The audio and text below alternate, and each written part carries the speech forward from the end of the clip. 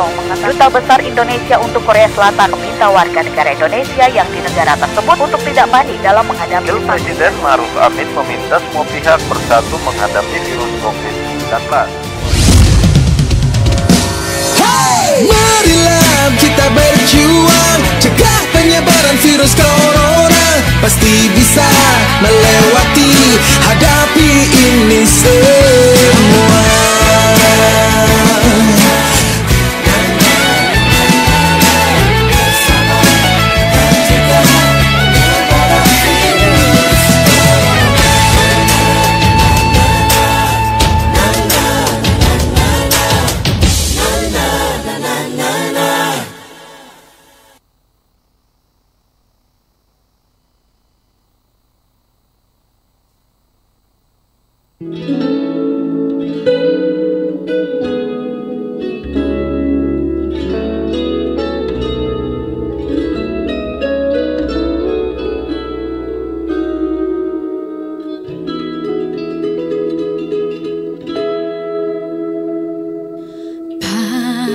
Padamu negeri kami berjanji, padamu negeri kami berbakti,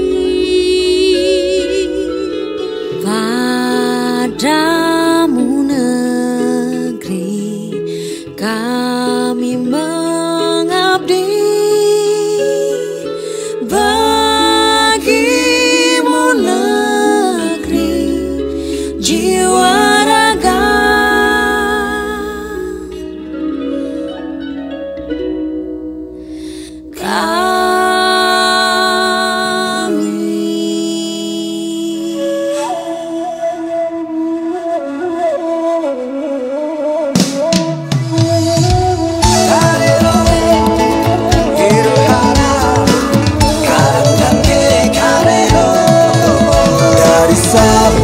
sampai Merauke, berjajar pulau-pulau, sambung menyambung menjadi satu. Itulah Indonesia, Indonesia tanah airku. Aku berjanji padamu menjunjung tanah airku, tanah airku Indonesia. Berjuang, terus berjuanglah. Bangun pemudi-pemuda Indonesia, tangan bajumu sing-singkan untuk negara. Masa yang akan datang, kewajibanmu lah menjadi tanggunganmu terhadap nusa, menjadi tanggunganmu terhadap nusa.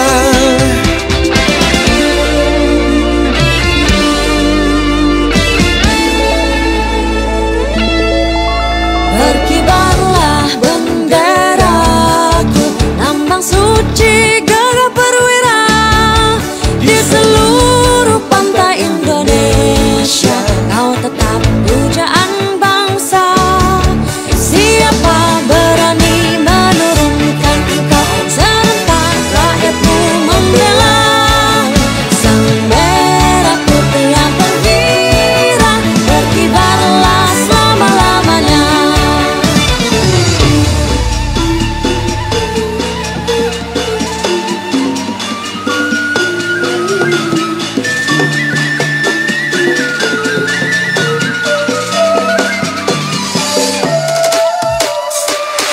Terima kasih Indonesiaku, negeri kita bersama. Belah dada kita, letakkan Garuda di dada kita yang mengucur darah merah putih Indonesia. 17 Agustus tahun 45, itulah hari kemerdekaan kita.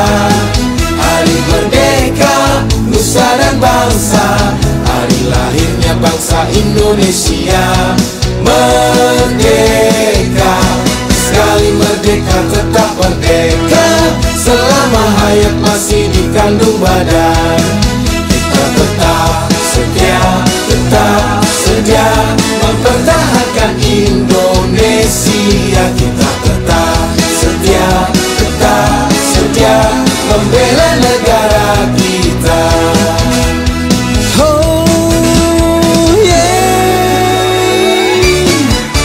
Garuda Pancasila, akulah pendukungmu. Patriot proklamasi, sedia berkorban untukmu.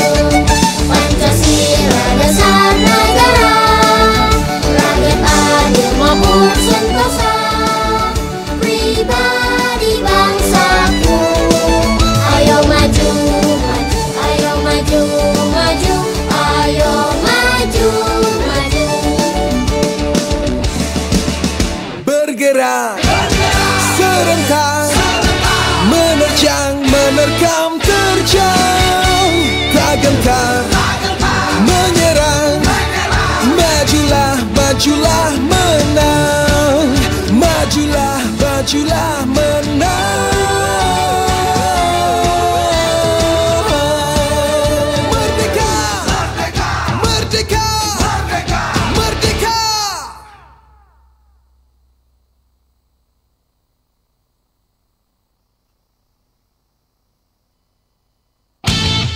Anda sedang mendengarkan Lintas Atambua Pagi.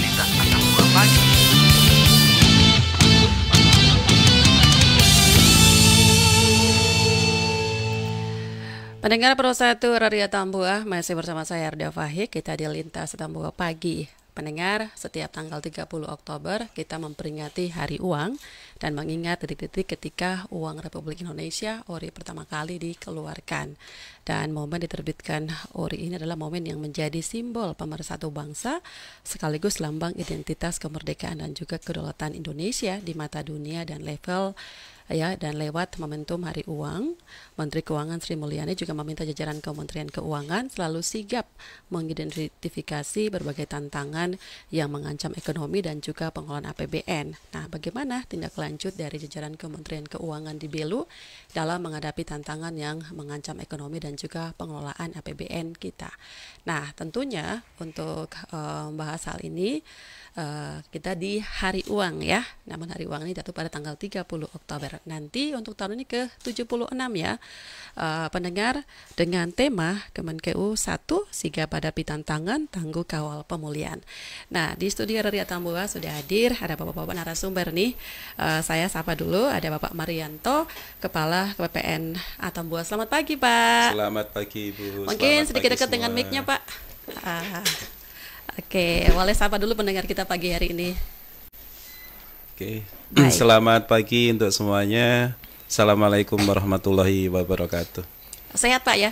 Alhamdulillah sehat, Bu. Sehat. Oke, ada juga Bapak Irawan Eko Saputra, ini Kepala Kantor KPP Atambua. Selamat pagi, Pak. Selamat pagi.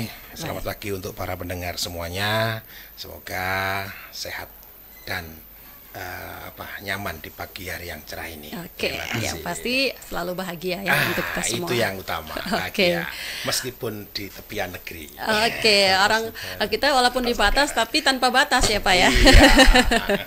Dan juga ada Pak Imade Ariana, Kepala Kantor Bea Cukai Atambua. Selamat pagi Pak. Selamat pagi Mbak Arda ya. Iya benar Pak. Mbak Arda, terima kasih. Assalamualaikum warahmatullahi wabarakatuh. Salam, Om Swastiastu, Namo Buddhaya, salam kebajikan. Wah, semuanya. Iya.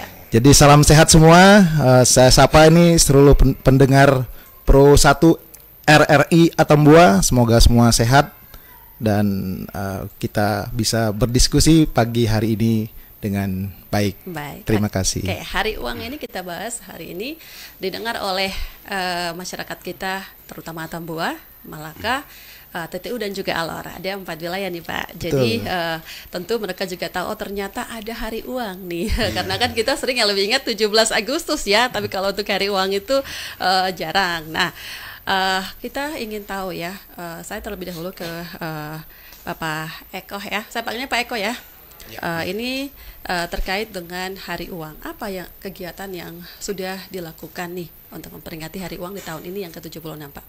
Oke, terima kasih. Jadi dari kita sebenarnya sebelum kita menyorot ke Hari Uang, jadi tema utama di tahun ini adalah kita itu sebenarnya kan Kemenkeu 1. Iya. Maka dari itu kita yang di sini Kemenkeu 1-nya itu ada dari kantor pelayanan pajak Atambua, kantor bea cukai Atambua, kantor KPPN perbendaraan di Atambua. Nah, jadi itu satu kesatuan di mana sebenarnya untuk kegiatan kami pada saat ini ya dari segi eksternal kita juga melakukan kegiatan banyak sebenarnya. Ketika kita melakukan kegiatan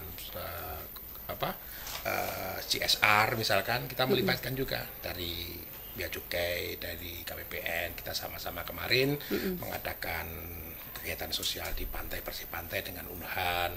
Terus kita juga menginisiasi, ini lagi ini kegiatan untuk bersama, bahkan mengundang dari pihak RRI juga, bank juga dalam kegiatan olahraga, di mana kegiatan bola voli dengan kegiatan badminton, yang saat ini badminton sudah masuk ke semifinal. Nah, itu kita lakukan bersama-sama. Juga barusan kemarin ya, kita kegiatannya pelepasan ekspor dari bea cukai, kita juga ikut. Intinya sama-sama menembak juga, kita menembak harus benar-benar itu fokus itu untuk menembak wajib pajak kita untuk dalam hal penerimaan pajak agar dapat nanti berguna secara umum untuk negara, secara khusus nanti bagi hasilnya akan kembali ke Kabupaten Belu dan sekitarnya. Baik, jadi ya intinya pada Hari Uang ini Lembaga Kementerian Keuangan berkolaborasi ya. Iya, itu suatu hal yang sekarang. Baik, saya ke Pak Made ya Pak, saya panggilnya Pak Made. Iya, Mbak. Nah, uang ini menjadi simbol nomor satu bangsa ya, sekaligus juga lambang identitas kemerdekaan dan kekuatan Indonesia. Nah, merujuk pada hal ini, kondisi kita di Belu ini di wilayah perbatasan ya, yang menjadi tantangan terbesar untuk jajaran Kementerian Keuangan itu apa? Baik, kami seperti yang disampaikan oleh Pak Eko tadi ya. Ya, Pak Eko aja kita. Soalnya saya Pak Irawan jadi Pak Eko. Boleh ya, Pak Irawan juga boleh. Oke. Jadi Pak Eko udah sampaikan bahwa kita ini adalah Kemenkeu 1. Kita selalu berkolaborasi walaupun memang Pak Eko baru berapa bulan ya di sini Pak? 2 tahun. Udah 2 tahun, bukan baru ya, udah jadi lama. Kami selalu menjadi pimpinan, arahan pimpinan di Kementerian Keuangan khususnya. Kemudian di unit eselon 1-nya karena kami dari Direktorat Jenderal Bea dan Cukai juga tetap melaksanakan kolaborasi dan kebetulan juga di bulan ini kita tepatnya tanggal 1 Oktober itu kita memperingati Hari Bea Cukai Republik Indonesia. Nah, ini bersamaan selisihnya masih di dalam 1 bulan. Untuk tantangan-tantangan yang kita hadapi, khususnya yang terkait dengan bea cukai ya, karena memang kami di perbatasan ini memang unik. Satker-satker bea cukai yang ada di seluruh Indonesia itu sekitar 148 satker. Nah, kita ini salah satu yang unik. Tipenya tipe yang berbeda juga. Yang lain tipe C, kami tipe B. Satu-satunya tipe B, di mana membawahi ada 4 PLBN. Ada PLBN Mota Ain yang pintu utamanya yang berbatasan dengan Dili. Kemudian Mota Masin pintu keduanya. Kemudian ada Napan dan Wini yang berbatasan dengan Enclave. Nah, ini kalau kita lihat di sini tantangannya luar biasa. Benar ya, wilayahnya cukup luas. Luas, kita mengawasi sepanjang 270 hampir kilometer perbatasan darat dengan Timor Leste karena ada enclave-nya soalnya. Kemudian sebenarnya ada perbatasan laut kita. Seperti yang tadi yang disampaikan, kita ada Kabupaten Alor, wilayah kita itu berbatasan laut, di mana saat ini juga tantangan dari pemerintah untuk menentukan batas-batas laut juga belum jelas.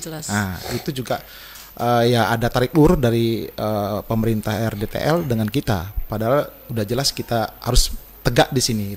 Nah, untuk kita sebagai bea cukai hadir di sini untuk menjalankan fungsi sebagai community faktor-faktor yang saya rasakan, karena perbatasan ini banyak sekali hal-hal yang harus kita jaga. Tentunya kami melakukan kegiatan ini tidak sendiri. Kita terus berkoordinasi di Kemenq 1, kita koordinasi di aparat yang terkait di pengamanan perbatasan juga kita lakukan koordinasi. Baik. Ada sektor barat maupun sektor timur kita rangkul sehingga kita bisa mewujudkan. Ini salah satu juga yang menjadi makna Hari Keuangan, menjaga kedaulatan rakyat, kedaulatan Republik Indonesia di perbatasan, khususnya di wilayah timur ini. Baik ya, walaupun wilayah kerjanya cukup luas, tapi tetap semangat ya Pak ya. Iya betul, betul. Orang batas ya jangan terbatas. Harus semangat. Ibaratnya sebagaikan roket ya Pak ya. Ya, mungkin sedikit lagi Mbak Arda, kalau di sini ini kan karakteristiknya kita banyak sekali kita harus menangani penyelundupan. Nah kalau kita memang tidak was untuk menjaga, itu bahaya. Akan mengancam, terutama terkait dengan narkotika, karena kami sudah berapa kali melakukan penegahan narkotika dan sudah diselesaikan dengan dituntut di pengadilan, dan tentunya kita tidak akan berhenti. Baik. Termasuk juga yang mengatur perdagangan internasional yang ada di pintu batas. Baik. Karena banyak hal-hal misalnya kayak pakaian bekas, BBM, rokok itu masih terjadi penyelundupan yang memang merugikan kita. Baik, saya ke Pak Marianto nih Pak, dari KPPN nih, bagaimana pengelolaan APBN yang ditangani oleh KPPN sejauh ini? Ini bagian pengelolaannya nih Pak. Oke, terima kasih Mbak Arda. Iya. Ya tadi teman kami ya Pak Eko sama Pak Madi udah menjelaskan panjang lebar, tapi kami dari sisi pengelolaan. Iya benar. Nah dari sisi pengelolaan ini, sebelum kita menginjak ke arah situ, kita harus tahu fungsi daripada APBN dulu. Baik. Ya. Jadi fungsi APBN itu ada 6 unsurnya. Yang pertama adalah sebagai otorisasi, itu gunanya untuk sebagai dasar kita melakukan penerimaan dan pengeluaran. Ya. Penerimaan sudah kita ketahui dari sisi pajak dan dari sisi cukai. Terus yang berikutnya dari sisi perencanaan. Nah kan kita sebagai negara yang berdaulat dan negara Republik Indonesia, itu kalau untuk membangun suatu negara itu biar lebih maju kan harus ada sisi perencanaan. Benar. Nah APBN itulah yang digunakan untuk merencanakan berapa anggarannya, berapa realisasinya, berapa outputnya. Baik. Nah, berikutnya dari sisi berikutnya yaitu dari sisi pengawasan. Tetap harus ada diawasi. Nah, kami mengelola APBN di sini juga tidak hanya mengelola. Kita harus transparan kepada semua masyarakat. Baik. Siapa yang ngawasi? Ya kita-kita semua ini. Nah, sebagai bukti daripada pengawasan itu, kami mempertanggungjawabkan laporan keuangan yang berupa LKPP yang disampaikan ke DPR dan ke BPK dan sekalian. Alhamdulillah kita tahun yang lalu sudah mendapat opini WTP ya, wajar tanpa pengecualian. Nah dari sisi laporan keuangan tadi kita berarti sudah valid. Kalau bisa kita pertahankan dan kita tingkatkan, mungkin bisa menjadi WTP plus mungkin ya. Terus berikutnya dari sisi alokasi. Nah alokasi di sini kita harus tahu persis, terutama yang di Atambua, karena alokasi dana ini diperuntukkan untuk pemerataan dan pembangunan. Baik. Nah, pemerataan dan pembangunan ini bisa jalan, kita langsung fungsi yang distribusinya. Nah, distribusi ini itu sudah di breakdown-kan dari APBN ke DIPA. Nah, setiap satker yang ada di KPPN Atambua itu semua dananya sudah ada di DIPA tadi. Nah, daya DIPA tadi adalah merupakan suatu batas tertinggi untuk pencairan dananya. Itu. Terus dari sisi stabilisasi. Nah, dari sisi stabilisasi ini kita harus mengetahui persis untuk mengetahui inflasi dan sebagainya, Mbak. Jadi untuk misalkan kalau misalkan dari sisi ekonomi yang mudah-mudah saja, kalau banyak uang yang beredar, otomatis menjadi inflasi kan. Salah satunya jalan adalah menarik uang itu. Lah menarik uang itu bagaimana caranya? Mungkin salah satunya dari tingkat bunga ditinggikan. biar uang tidak beredar. Itulah dari sisi pengelolaan keuangan negara. Terus kalau dari profil KPPN yang ada di Atambua ini, wilayah kerjanya adalah dari 3 kabupaten, Mbak. Ya, dari Belu, TTU dan Malaka. Yang kami kelola di sini itu ada sekitar 1,4 triliun. Nah, nanti kalau tahun depan DIPA-nya KPP masuk di Atambua, itu mungkin bisa tambah. Wow. Karena untuk tahun ini DIPA KPP masih di KPPN Kupang. Baik. Nah, untuk sementara ini yang kami kelola adalah 53 satker. Itu dari sisi untuk pengelolaan keuangan yang pusat. Baik. Kami juga mengelola keuangan yang ada di daerah. Baik. Ini transfer daerah. Nah, itu berupa dak fisik dan dak non fisik dan dana desa. Baik. Nah, dari sisi itulah dari APBN juga berperan aktif untuk membantu perekonomian yang ada di 3 kabupaten tadi, karena disalurkan melalui dak fisik dan dana desa. Mungkin itu Mbak Arda, sementara nanti bisa ditambah. Terima kasih. Berarti ya harus melakukan pengawasan nih terkait dengan DIPA dan atau anggaran yang dikelola oleh setiap satker gitu. Apalagi ini udah mau akhir tahun ya. Berarti KPPN banyak di kerjaannya. Triwulan 4 biasanya Mbak. Di bom itu istilahnya. Sama Pak Eko juga. Sama ya, kan bagian mencari kan harus melakukan pelaporan ya. Jadi nanti terakhirnya di KPPN gitu. Sebagai pembendaraan.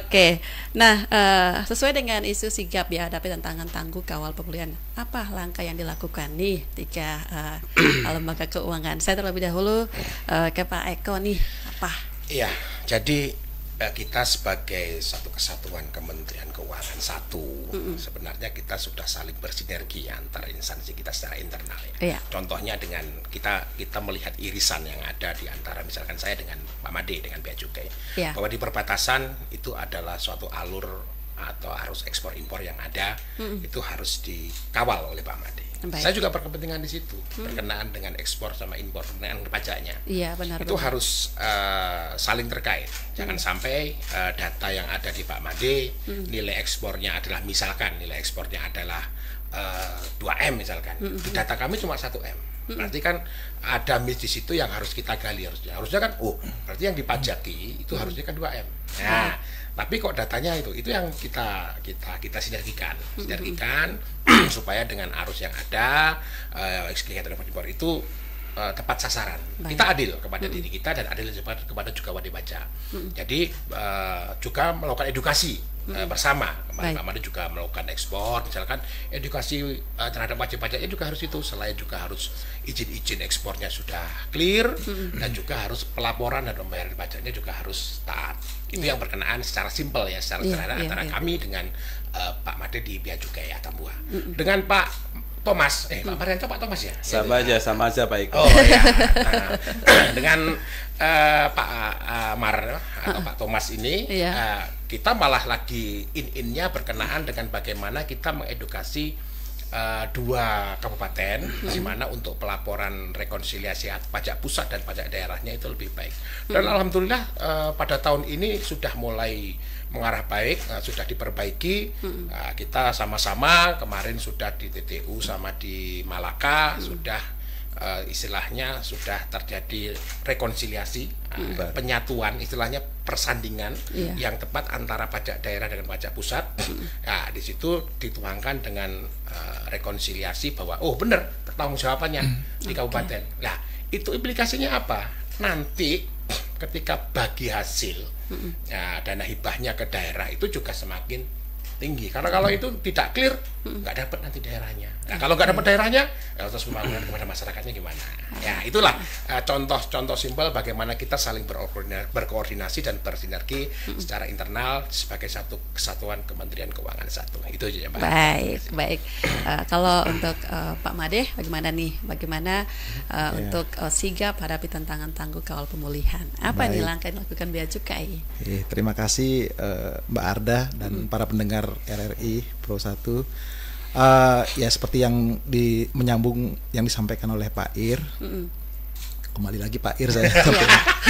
Lupa saya dengan Pak Ekonya. Karena kebiasaan deh.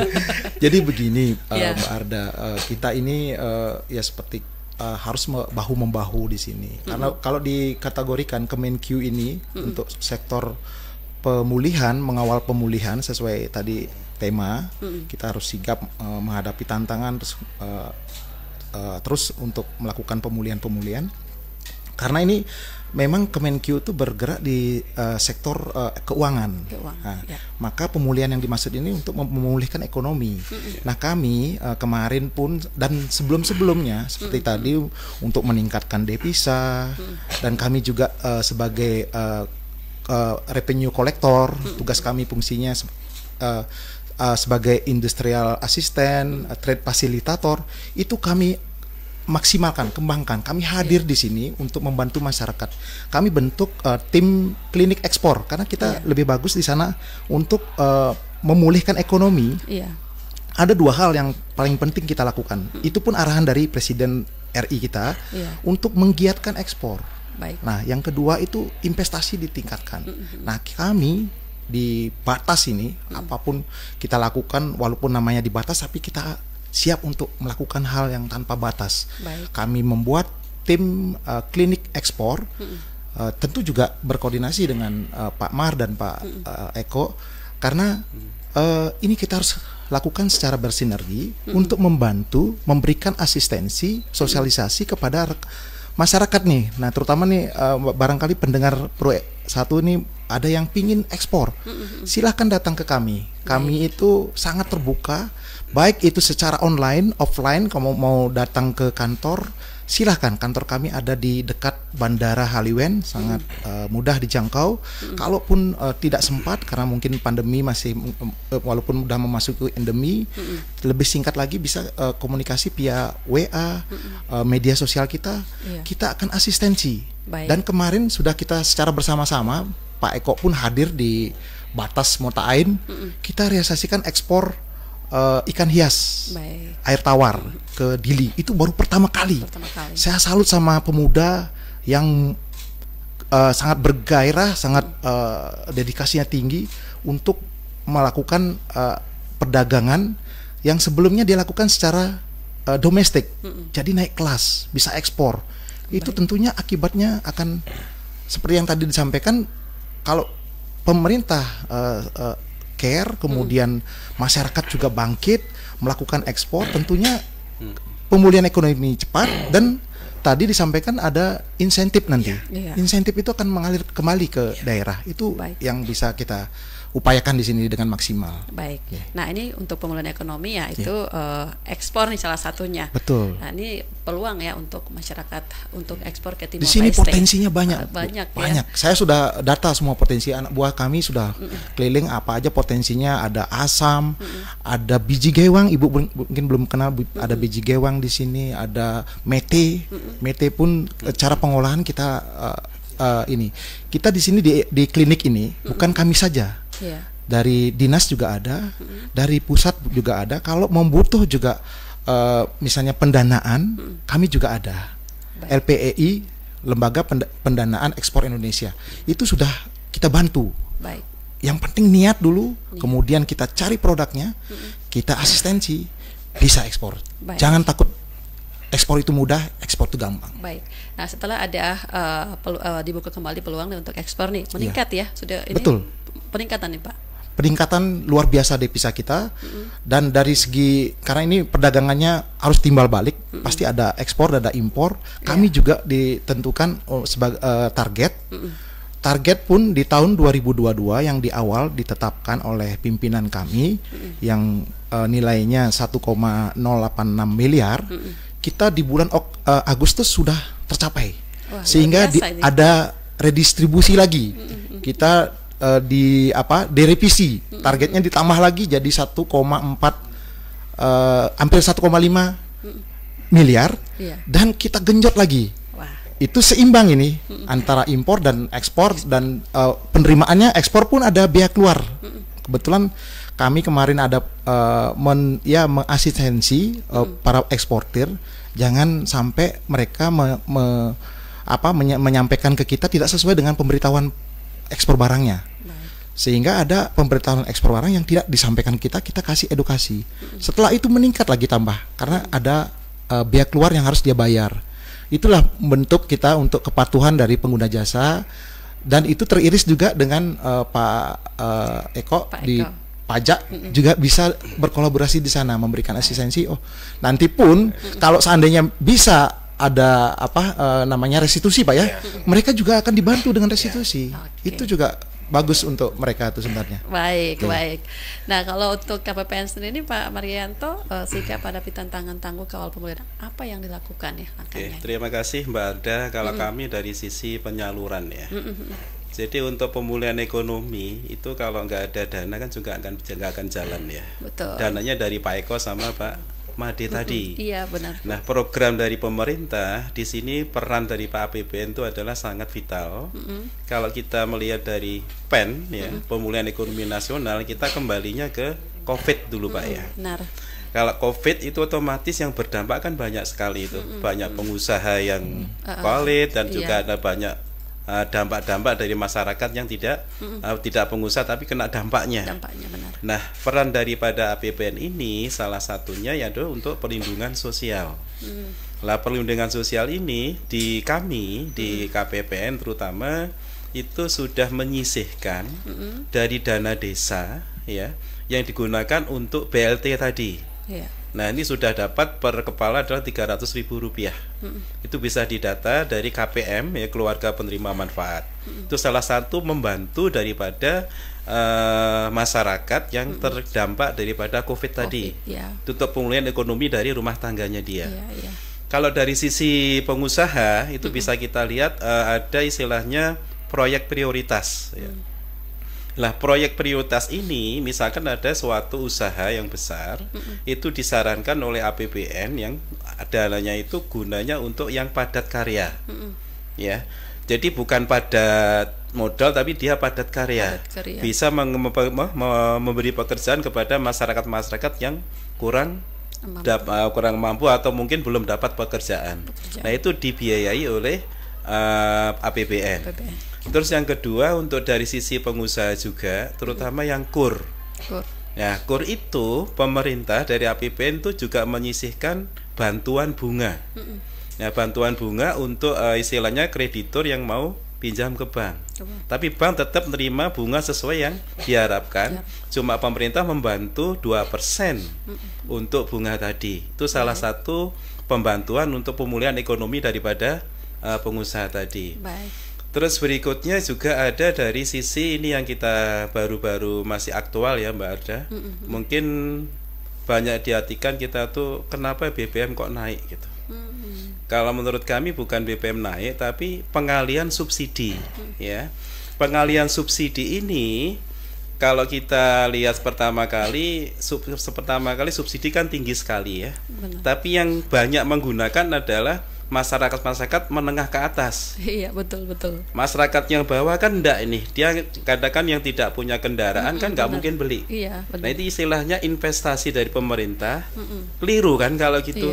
Akhirnya dialihkan subsidinya, istilahnya begitu, Mbak. Baik. Nah, salah satunya itu di Pemda itu sudah diproklamirkan ya. Itu disisihkan dana dari DAU. Itu sebesar 2% untuk yang triwulan 4. Itu sudah dilakukan semua. Nah, 2% ini nanti biar Pemda itu bisa membantu masyarakat-masyarakat yang kurang mampu. Di situ. Nah, itu adalah salah satu pemulihan dari sisi masyarakat yang terdampak COVID dan terdampak pengalian daripada subsidi tadi. Mungkin itu Mbak. Tambah sedikit. Baik, boleh Pak. Dan ini yang berkenaan dengan sama irisannya pro UMKM. Nah, pro UMKM. Jadi di pajak itu undang-undang tahun ini, undang-undang HPP yang ada itu untuk UMKM dengan omset sampai 500 juta ke bawah itu ya, itu nggak ada pajaknya. Berarti ditanggung pemerintah. Peluang yang bagus nih untuk pemerintah. Makanya sama dengan itu. Kalau mau ekspor untuk awal-awal yang muda-muda ekspor itu silakan. Karena ekspor awal kan mungkin nggak sebanyak itu kan. Itu pajaknya juga masih kosong, masih nol kita. Di istilahnya gampangannya kan nggak dikenakan pajak. Gitu. Itu sebagai juga salah satu bentuk bagaimana pemulihan ekonomi untuk menggiatkan kegiatan UMKM sehingga dalam hal untuk menghadapi pemulihan ini masyarakat kecil atau UMKM itu dapat tumbuh dengan baik seperti itu. Biayanya lebih rendah ya Pak. Iya. Ada yang PPh pasal 21 final ditanggung pemerintah. Oke, berarti ada kemudahan-kemudahan sebenarnya untuk pengusaha biar bangkit kembali Betul. untuk memulihkan ekonomi usai COVID ini. Dan kalau mau ekspor ataupun kegiatan apapun tidak ada biaya selain pajak aja. Wah, Kita cuma nggak ada pajak ya? PNBP, tidak ada Wah. untuk pelayanan. Baik. Jadi free dan kapanpun, anytime, mungkin 24 jam kami siap. Kayak kemarin Pak yang kita asistensi untuk ekspor tuh sampai jam 1 malam. Wow. Dan mereka sangat puas. Terima kasih. Sama intinya di Kementerian Keuangan untuk biaya untuk pelayanan kita Zero ya. Zero. Artis semuanya yang ada kemudahan ya untuk beri kemudahan masyarakat dan juga pengusaha. Oke Bapak-bapak, pendengar tadi kita break dulu ya. Setelah itu kita akan lanjut lagi dialog kita terkait dengan Hari Uang.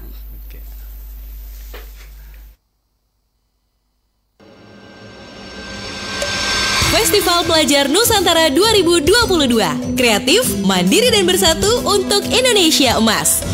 Ikuti webinar nasional Senin 24 Oktober 2022, penanggulangan terorisme di Indonesia dan selamatkan generasi bangsa dari ancaman narkoba bersama BNPT dan BNN.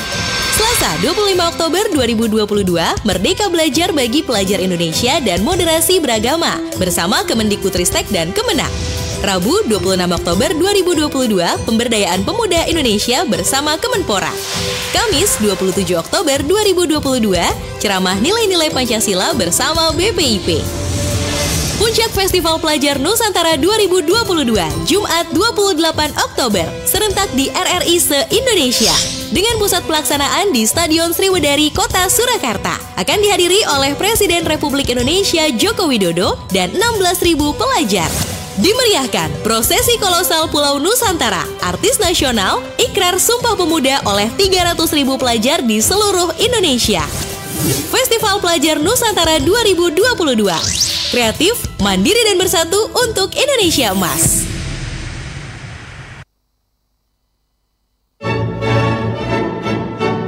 Nama aslinya adalah Muriel Stuart Walker atau di Indonesia dikenal dengan nama Ketut Tantri karena ia merupakan anak angkat seorang raja dari Bali.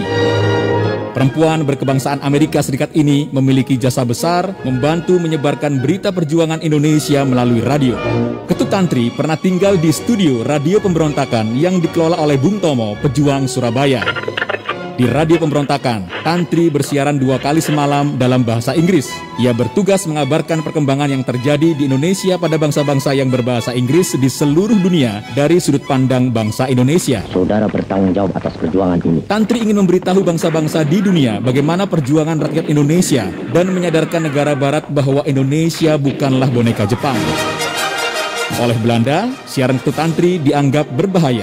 Belanda bahkan menjanjikan 50.000 gulden kepada orang Indonesia yang bisa menyerahkan Ketut Tantri ke markas besar tentara Belanda di Surabaya.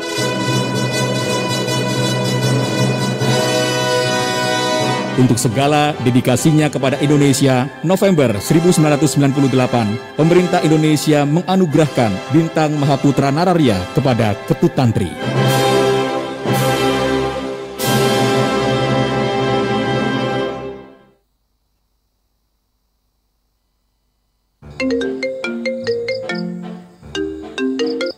Beb, gak bisa tidur nih. Barusan aku mimpi buruk. Hah? Mimpi apa sayang? Iya, mimpi dikejar tentara bersenjata gitu, Beb. Asli mimpinya kayak real banget. Tapi tenang, aku bisa ngelawan kok. Untung cuma mimpi, Beb. Coba deh kalau kamu dulu berperang dan dikejar sama penjajah. Belum tentu kan kamu bisa ngelawan. Sebagai masyarakat Indonesia yang baik, kita tuh mesti bersyukur karena Indonesia sudah merdeka, bebas dari penjajah, dan masih bisa tidur di tempat yang empuk. Hah, tidur sana, manja amat sih. Ya, Beb, gak asik banget sih. Tanah air Jaya Sakti.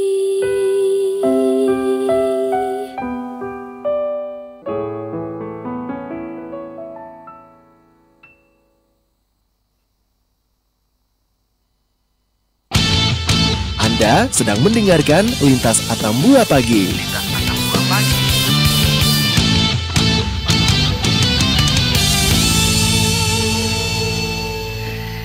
kita masih di dialog Lintas Tambua Pagi untuk memperingati Hari Uang. Kementerian Keuangan 1, sigap hadapi tantangan, tangguh kawal pemulihan.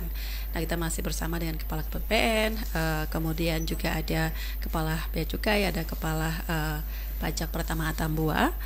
Pendengar dari Atambua, kita juga ingin tahu ya, bagaimana nih penerimaan pajak untuk wilayah 3 wilayah tadi ya Pak ya, ada Atambua. Untuk pajak kita malah ada 4 ya? Jadi 4 sampai ke TTS. Oke, berarti sudah ya mendekati target atau malah sudah melampaui target nih kayak tadi Bea Cukai ini Pak? Ya. Dari sisi perpajakan, kami sampaikan ini Mbak Arda bahwa untuk KPP Pratama Atambua, wilayah kerja kami meliputi 4 kabupaten yang darat aja.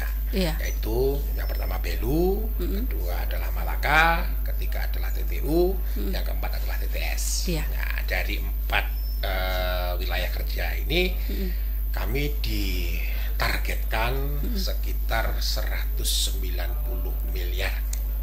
Luar biasa, besar ya. 90 miliar target yang harus kami amankan. Ya sama tadi dalam rangka juga untuk mensupport Pak Thomas ini.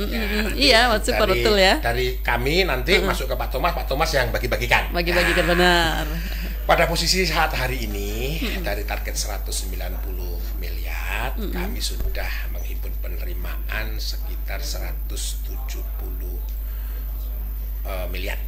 Atau setara dengan 85, sekian persen. Baik. Nah, insya Allah kedepannya untuk tahun ini sekitar bulan pertengahan Desember, semoga kami sudah mencapai di angka 100%. Amin. Sehingga bisa memberikan kebahagiaan nih bagi KPPN. Iya.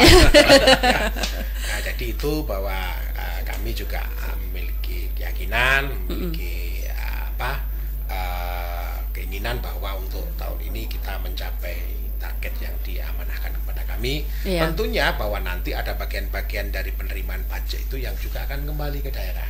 Dalam bentuk nanti misalkan untuk bagi hasil, hibah, atau juga nanti dalam hal untuk disalurkan oleh Pak Marianto, dalam hal apapun namanya insentif atau kegiatan apapun. Ya, itu kami juga menghimbau kepada masyarakat bahwa perpajakan ini merupakan hal yang sangat penting dalam menopang perekonomian Indonesia, terutama dalam masa pandemi ini.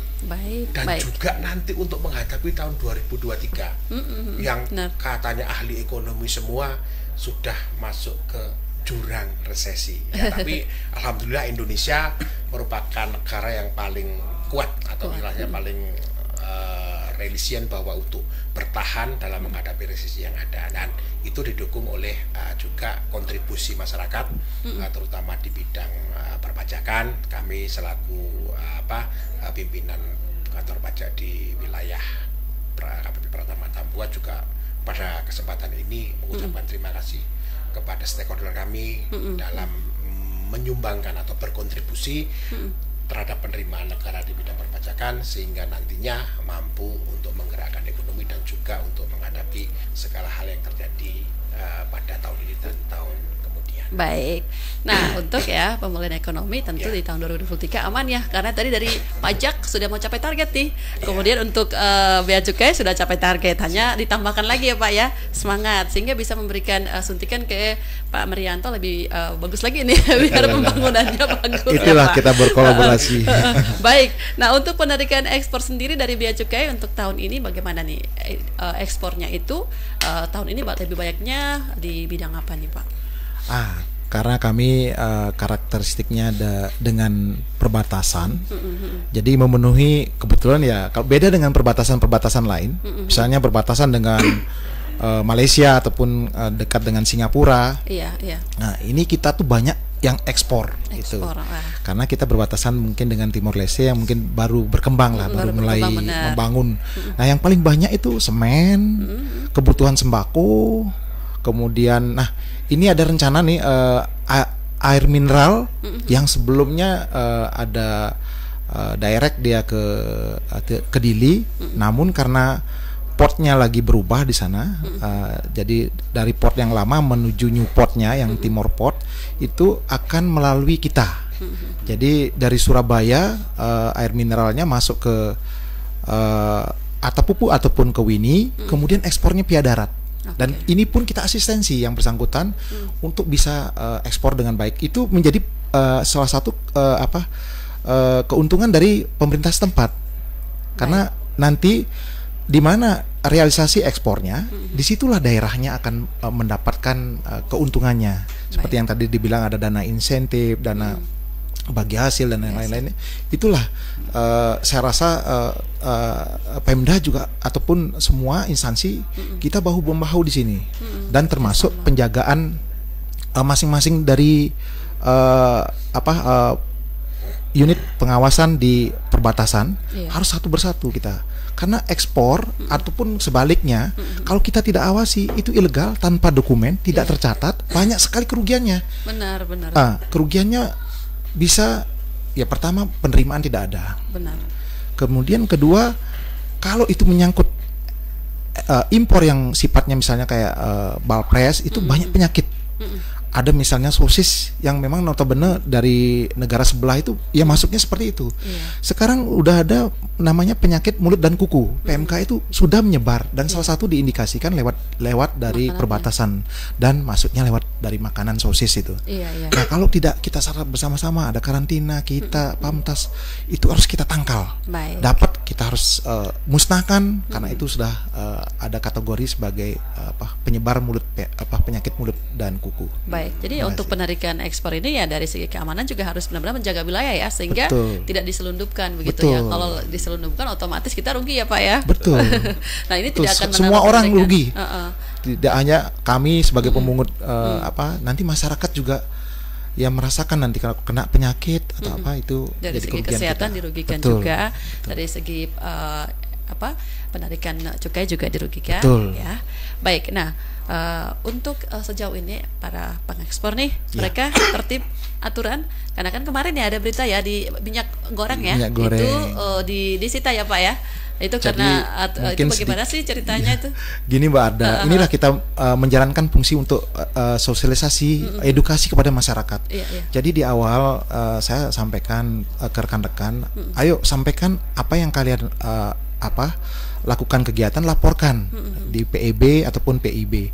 Nah kemarin itu mereka tidak laporkan, terpaksa kami lakukan edukasi, bukan maksudnya kami menghukum, menginjustice mereka. Jadi kita lakukan penyelidikan, kemudian ini memang layak dimasukkan ke penyidikan karena sudah memenuhi unsur-unsur bukti-bukti yang cukup.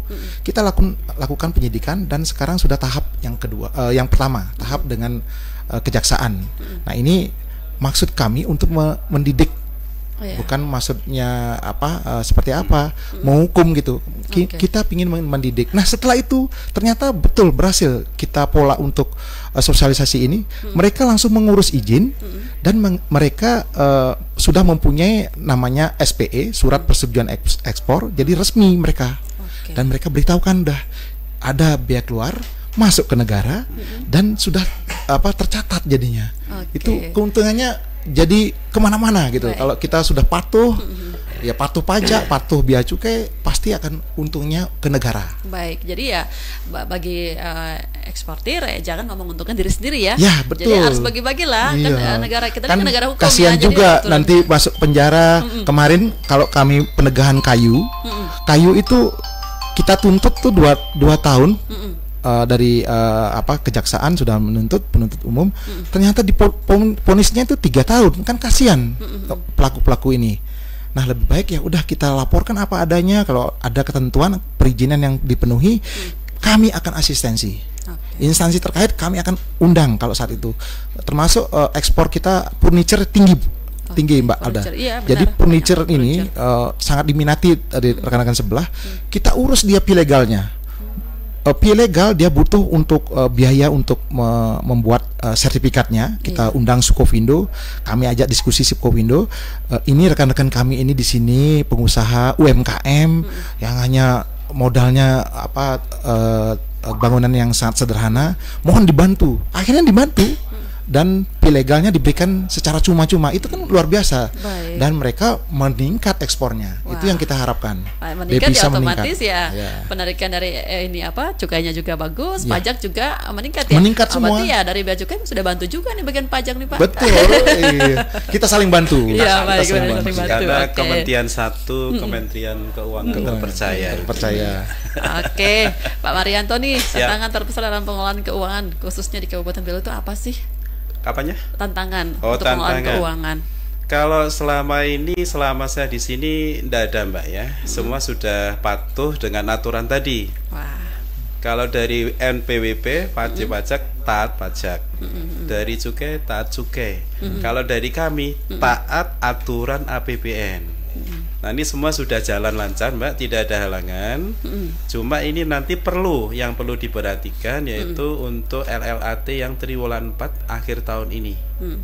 Nah, kami harapkan untuk semua stakeholder kami itu mempelajari, memahami apa-apa yang telah kami sosialisasikan di PER 8 mengenai langkah-langkah akhir tahun.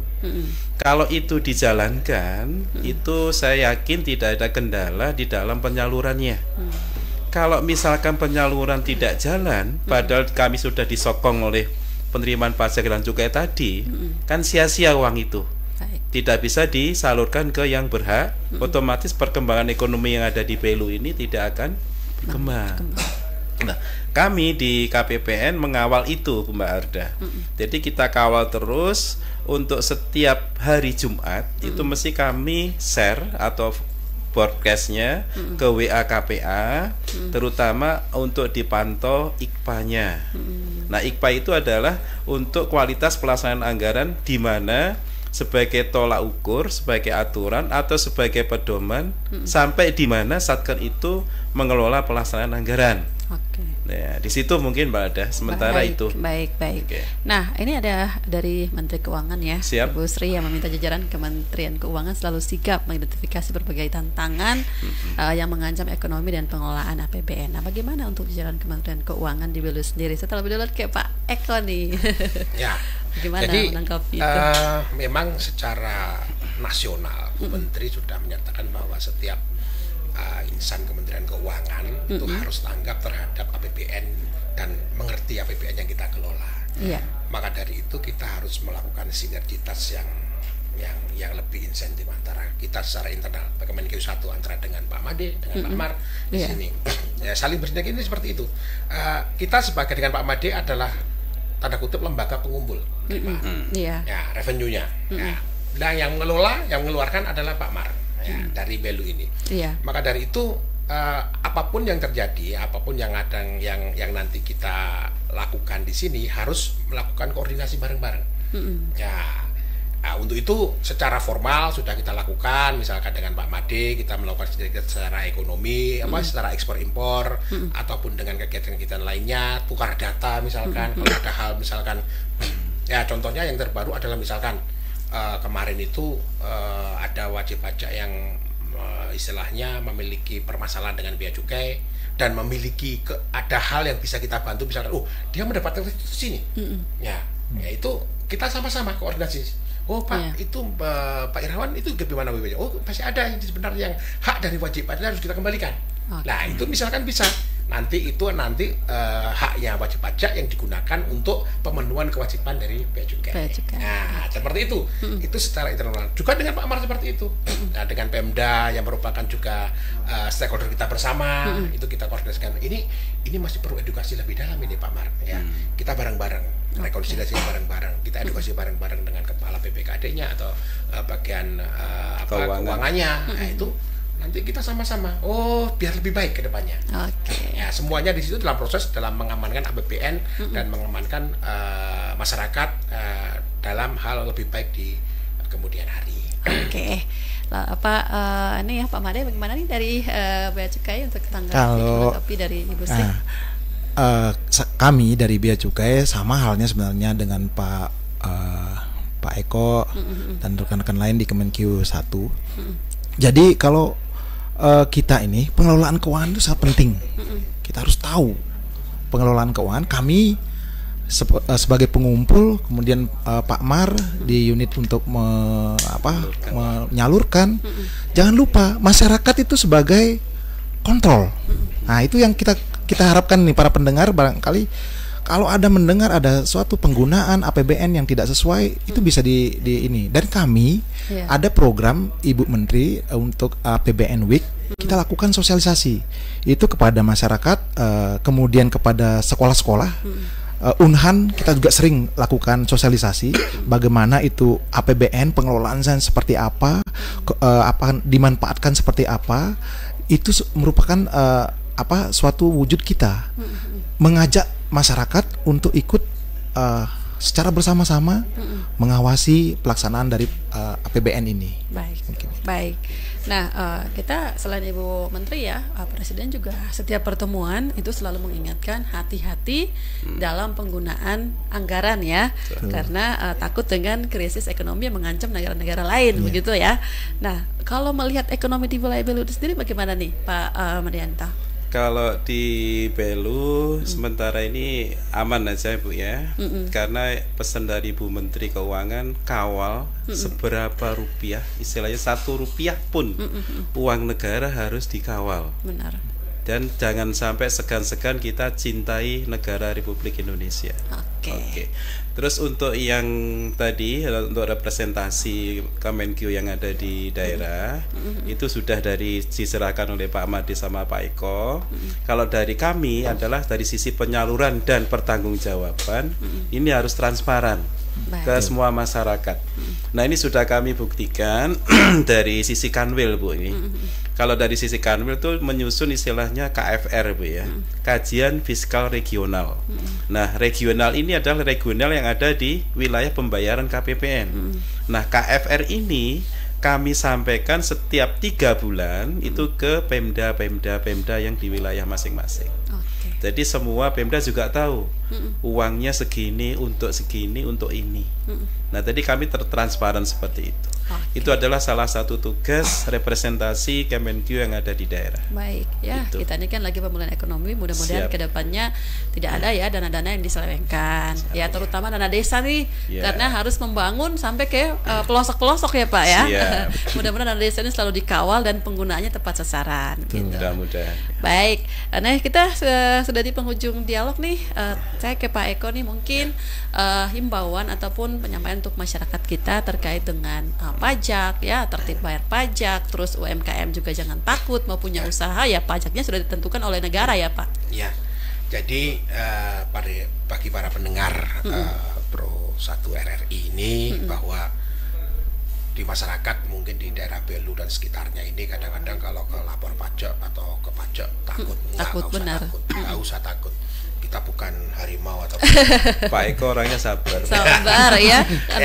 Kalau ada permasalahan apapun yang perlu kita edukasi atau kita jelaskan, bisa melalui offline, online, ada di Instagram kami, di Facebook kami, bisa dengan mudah karena memang luas ini ya.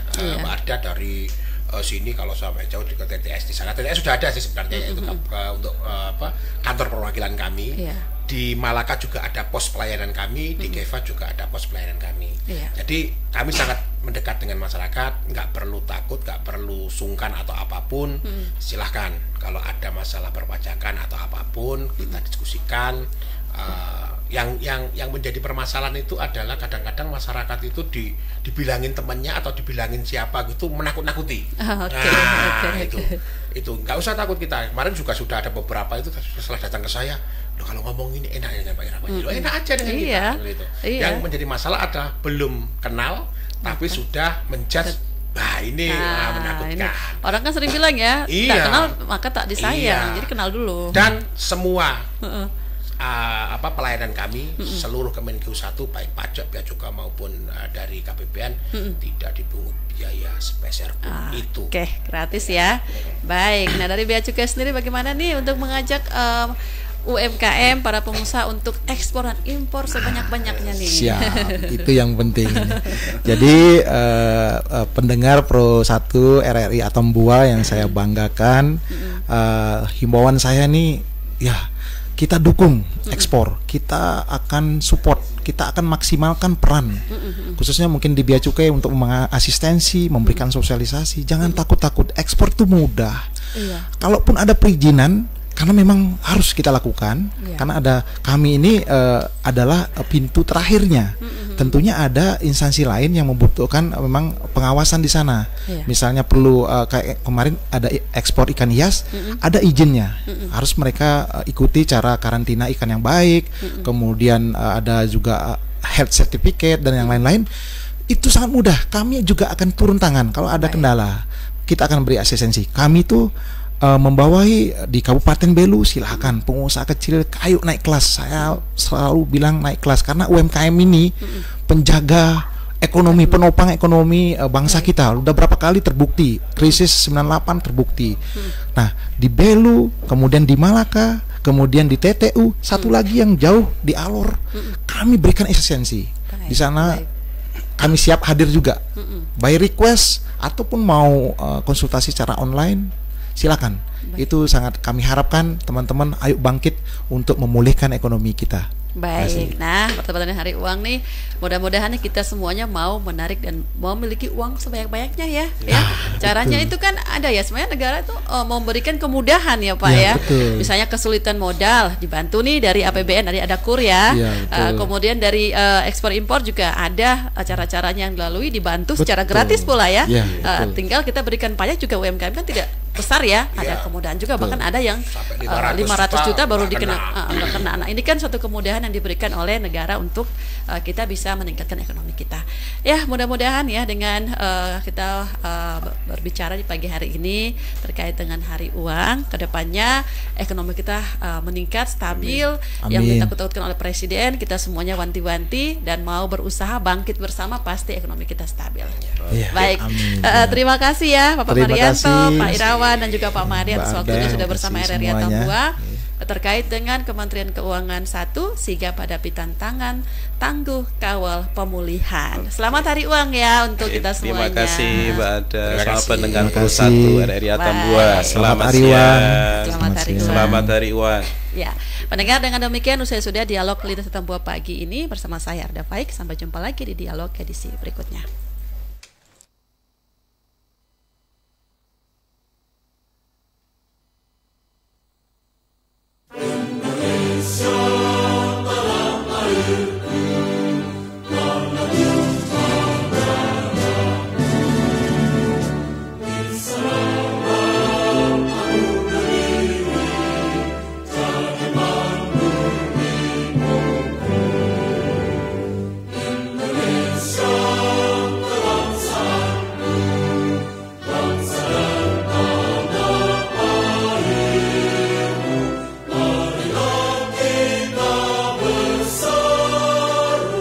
Indonesia bersatu.